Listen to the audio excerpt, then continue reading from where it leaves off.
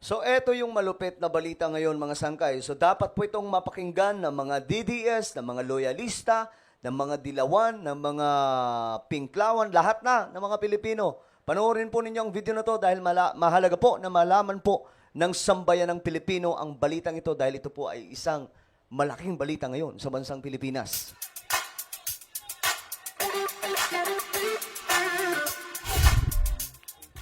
Yo, what's up guys? This is me, Sangkay Janjan. I'm back for another vlog today. Kamusta po ang lahat ng nanonood ngayon? Naway ayos lamang po tayo dyan. At kung ayos kayo ngayon mga sangkay, mas lalong gaganda ang araw nyo sa balitang ito. Nahatid natin, alright? No, etong balita natin mga sangkay ay wala pong kinalaman sana, o sana hindi na po mag-away-away, no? Magdebate. Siguro pagdating po sa mga proyekto ng pamahalaan, magkaisa po tayo dahil lahat po tayo dito makikinabang. Ngayon kasi, mayroon pong balita tungkol po dito sa malaking proyekto ng ating pamahalaan tungkol po sa pabahay. Nako, hindi kasya yung 10 minuto na ito mga sangkay na vlog, pero susubukan po natin yung 10 minutes na magawa po natin yung isang vlog na ito mga sangkay. Well, anyway, before tayo magsimula, paki-subscribe po muna yung ating YouTube channel. Ayan, tayo po ay 1.44 million subscribers na. Road to 2 million subscribers. So kung gusto mong mapabilang sa dumaraming mga solid sangkay, at syempre, sa mga gustong mapanood yung mga ganitong klaseng content, mga good news patungkol po sa mga proyekto ng ating pamahalaan, kahit DDS ka pa, kahit ano pang political color mo, pwede ka dito. At least malalaman mo kung ano po yung mga project. At syempre, gumagawa din po tayo ng mga content patungkol po sa mga nangyayari sa ating mundo related po sa mga, halimbawa na lang, geopolitics at marami pa pong iba. Climate change, yan. So, ang gawin nyo lamang po, mga sangkay, click nyo po yung subscribe. Makikita po ninyo yung subscribe button sa baba ng video na to. I-click nyo lamang po yan. Then, click the bell and click all. Alright? Sa mga nanonood po sa Facebook, i-follow nyo po yung ating Facebook page. Alright, sa mga solid sangkay nga pala, shoutout po sa inyong lahat. Mag-comment po kayo sa ibaba ng hashtag solid sangkay kasama po ang inyong mga lugar. Okay, ready na ba ang lahat? So ito kasi ang balita, patungkol po ito sa 4PH program. Ito, panoorin po natin mga sangkay. Itong pabahay kasi na ito, hindi lang po ito para sa mga loyalista, mga maka-BBM, para po ito sa lahat. Mga DDS, mga dilawan, lahat po makikinabang na ito. So sana iwasan po natin yung magdebate pa. Kung ano po ang proyekto ni PBBM ng pamahalaan, suportahan po natin. Lahat po tayo makikinabang na ito mga sangkay. Kasi magdedebate tayo, ano ba mapapala natin dyan? Mabibigyan ba tayo ng maayos na buhay niyan? Diba? Ngayon, ito mga sangkay, panoorin po natin. Dapat po ninyo itong malaman kasi baka mamaya may pinapatayo na po doon sa bayan ninyo, tapos kayo, busy kayo sa pakikipag-away sa mga kalaban nyo sa politika, kalimutan nyo na mayroon pala doong pabahay na si PBBM, nahuli ka sa listahan. Diba? Ito, panuorin natin. Nangako ang Department of Human Settlements and Urban Development na magandang buhay ang regalo at iiwan ng administrasyon ni Pangulong Ferdinand R. Marcos Jr. para sa mga mahihirap na Pilipino. Bigyan ko lang kayo ng konting idea. Itong pabahay ni PBBM, world class po ito. Alam niyo kung bakit? Kompletos recados, may palengke, may eskwelahan po. Eto pa, mga sangkay, isa sa pasabog dyan, may swimming pool, may park, at marami pa pong iba, mga sangkay. So, hindi po mahihirapan. Mayroon din pong, I think, hindi po ako nagkakamali, ibibigyan din po yung mga taong titira dito, mga sangkay, ng mga mapagkukunan po ng pagkakakitaan, di ba? Sa bagong Pilipinas ngayon, O, ayan.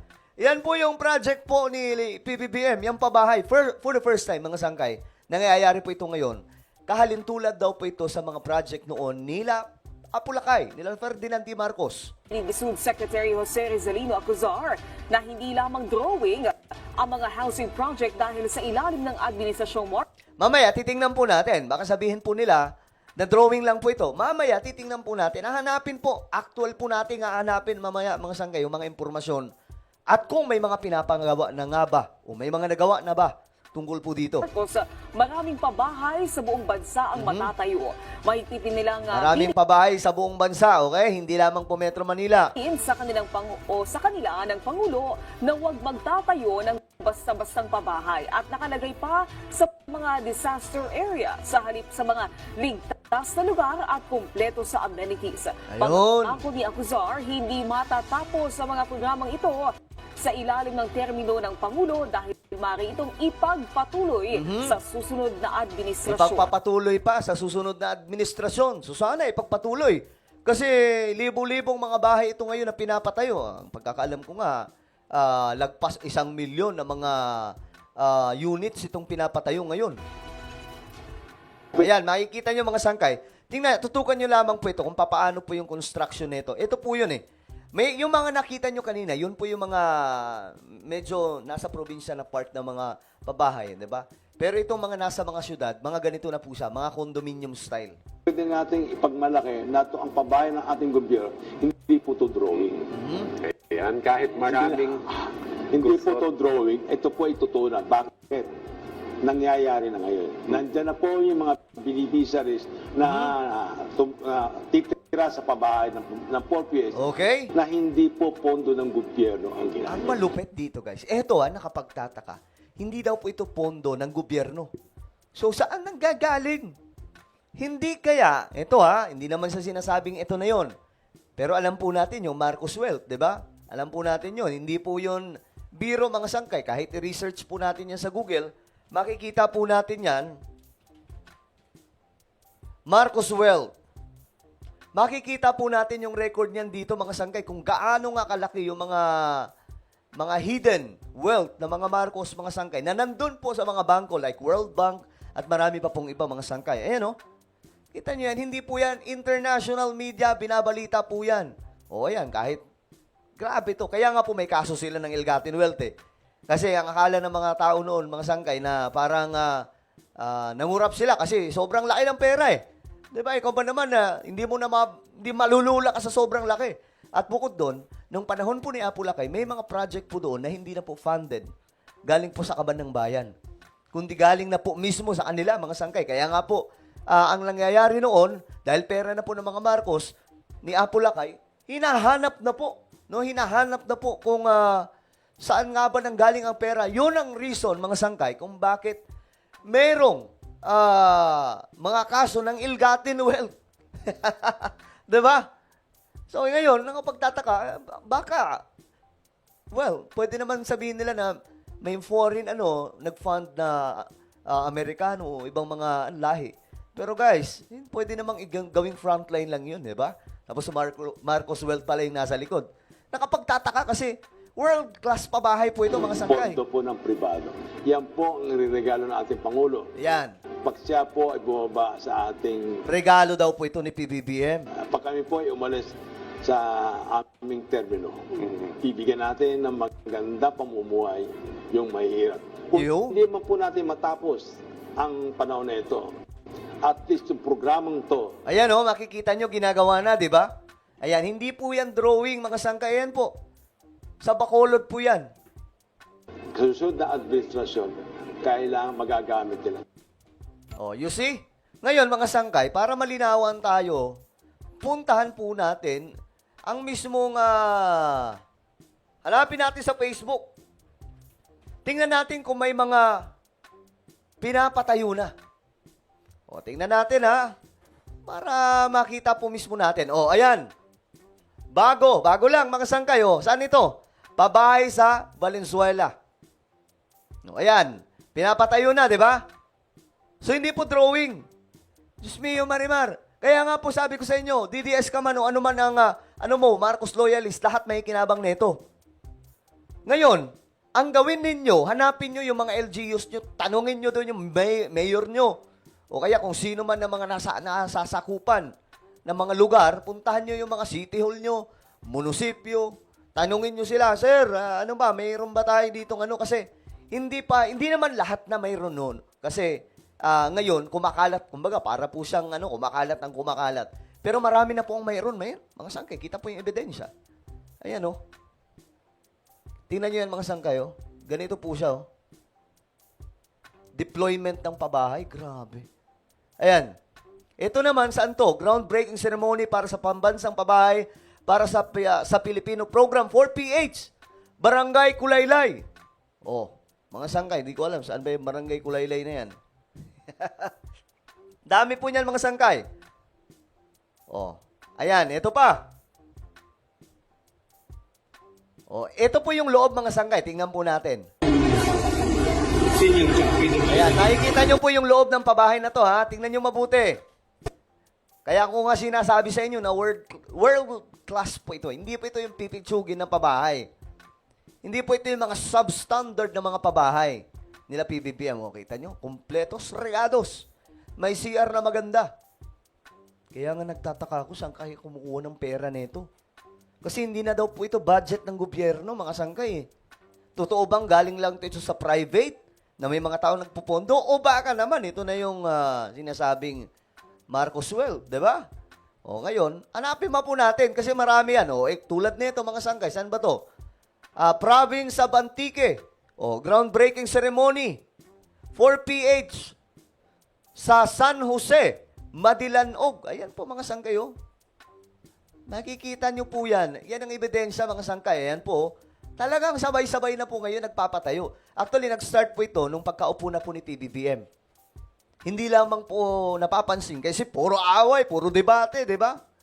Anak ng toko, ah. O, ayan, ito pa mga sangkay. Groundbreaking pabahay, pambansang pabahay. Saan ba to? Binirayan Village Tower. Saan ba to? Sa San Jose. De Buena Vista. Antique naman. Sa Antique din po ito mga sangkay. Ito naman saan to?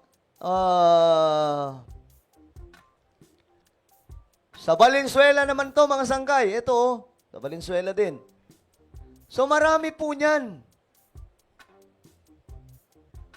Kaya nga po mga sangkay ito. Ay nako po. May nagtatanong. Alam nyo na yan, ba't siya nagtatanong? Ayun po si Cynthia Villar. Hindi ba pabahay po yung ano nila, mga sangkay? Hindi kaya malugi sila dito kasi may pabahay po si PBBM tapos Alacondo pa. Di ba? Alacondo po yan. Iyan po yan mga sangkay. Oh. Ito, Nueva Ecija. Mayroon pong 6,300 housing units. Grabe naman yan. Oh, ito po yan mga sangkay. Oh. Pasok kayo! Kanina pa excited si Mahal sa pagpunta niyo. Chenen, di ba? Ang ganda! Ganito na kaganda ang government housing projects Oh, ngayon. di ba? So, yan po mga sangkay. Ito saan naman to? Kahapon lang din to mga sangkay, oh, sa Barangay Kulaylay, 4PH. Program din, 4PH kasi ang tawag dyan. So, ngayon mga sangkay, tayo mga Pilipino, ikalat po natin ito, ha? Ang matindi pa po dito, mga sangkay, ito daw po, ayan, oh, dami, oh. Pambihira, saan ba to?